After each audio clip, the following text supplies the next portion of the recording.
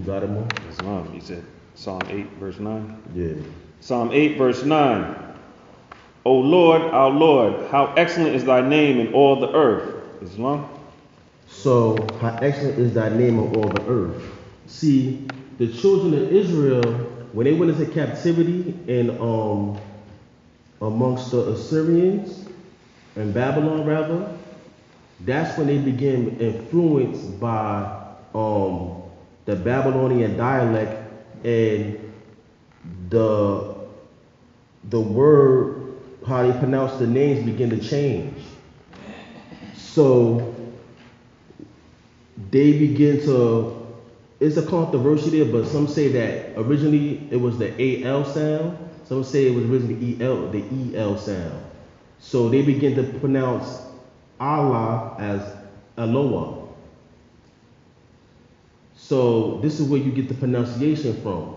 And during this time, by them taking on the dialect of those Babylonians, the name began to be lost. The pronunciation of the name began to be lost. Of the name.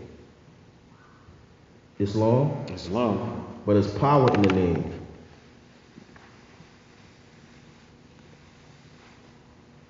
So the worship of the Creator or anything besides Allah, creatures or anything besides Allah is called polytheism.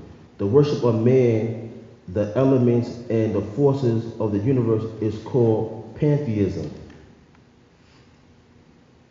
So what people get misunderstood because some of that most ancient civilizations are into pantheism, the worshiping of nature. They believe that that's the correct, that's what we should do because the early civilizations did it. But because something is early doesn't make it right.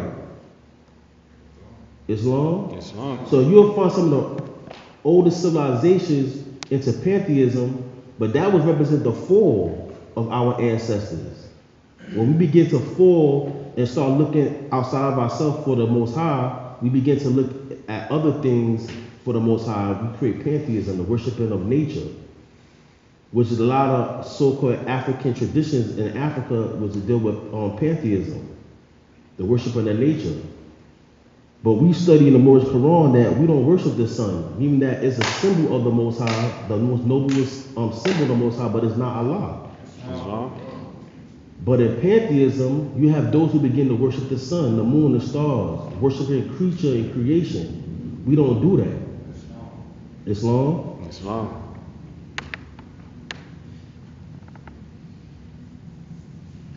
Then you have what they call anthropomorphism, attributing human form or human characteristics to something that is not human. So, for instance, like sometimes you build with brothers from the Nation of Islam, they believe that Farah Muhammad is Allah and a person. He's the supreme being. And they use references in the Quran that refer to God, he, him, king. That's anthropomorphism because it's using a human characteristic to express something that's not human. It's like a cartoon. You know what I'm saying? You have Daffy Duck, he's talking and stuff like that. You have this form to express a deeper meaning. So when you read about that, that's anthropomorphism. But the Creator is beyond that. But for us as human beings to understand and try to get an understanding of the Creator, you have to use this type of form for us to relate to it. You understand? So that's why you'll use this term. You'll use that so we can have an understanding of what's trying to be conveyed through a human form or human characteristics. So when Allah is called he, him, it's just a mere metaphor, figure of speech, which is not literary. So it's a form of speech. It's just a metaphor. Because Allah is beyond human, is beyond sun, is beyond stars, is beyond anything that we can even grasp in our little mind. Islam. But through the law of correspondence, we get some type of understanding of what the Most High could be, but we still can't grasp the Most High. If you could grasp the Most High, then it's not the Most High. is not Allah. Islam? Islam. So we have to really understand this. So, you know, W.D. Farrar Muhammad is not Allah. Jesus is not Allah. You're not Allah. Allah is the all, but you are Elohim. You are gods and goddesses. You are the supreme beings to all other beings that exist on this planet Earth. Islam. You're the highest form of existence that's here. And that's why every time you came in contact with any other people, you was always worshipped as their gods. Islam. Islam? Islam. So give me the Holy Quran of Mecca, chapter 2, verse 255.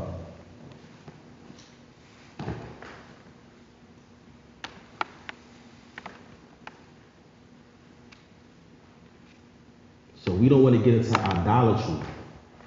You know, even it's Moors who worship the Prophet Noble Drew Ali. Sometimes when you go to Moorish temples, you hear them talk about the Prophet Noble Drew Ali more than you talk about Allah. And we can't get caught up in that. Peace. Peace. You got it? Surah 2, Ayat 255. Allah, there is no God but He, the living, the self-subsisting, eternal. No slumber can seize Him, no sleep. His are all things in the heavens and on the earth. Who is there that can intercede in His presence except as He permitteth? He knoweth what appeareth to His creatures, before or after or behind them, nor shall they compass aught of His knowledge except as He willeth. His throne doth extend over the heavens and the earth, and He feeleth no fatigue in guarding and preserving them, for He is the Most High, the Supreme in glory. Islam? Islam. So again, it's saying that His throne. These are metaphors because as human beings, we know when somebody has a throne, what that symbolizes to us. Powerful, right? Ruler. When you hear the term king, ruler, this is a metaphor for us to relate the power of Allah. Is this literal? Is this literally happening? No. But it's a metaphor for us to comprehend how powerful the Creator is. Islam. You know what I'm saying? But some of us will take it literally. I keep on saying the word wrong. Taking it literally on face value, and we really thinking that in the sky somewhere that there's some person sitting on the throne waiting for us in heaven. Like, we gotta understand that the earth is a cipher. It's 23.5 degrees. It travels at the rate of 1,037 miles around the sun. It's 93 million miles away from the earth. It's more water than land. It's constantly rotating. So if heaven is up and hell is down, within a 24-hour period, your up is down, your down is up. So where's actually heaven at then? Islam. Because at nighttime, the earth is turning, not facing towards the sun, facing downwards. And then when it goes back towards the morning time, it's facing back towards the sun. So your down is up, your up is down. So if heaven is up, where's actually heaven at? You know, this is a kiddie thinking that we have. To think that there's something out there sitting on a throne with a magic wand in his hand and a crown with a big beard, controlling everything. This is a very childish way of thinking. If you have this mind frame, if I talk about Allah, you picture this in your mind, you're still suffering from some type of slavery. Islam. Islam. You still thinking like a child. So when I think about Allah, I don't think about that. I think about it as infinite mind.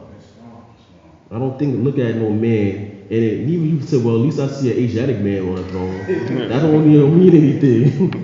You know what I'm saying? It don't mean nothing. It's still a slavery thinking. To think this is like so childish to think this way. And give me Genesis 6:2-4.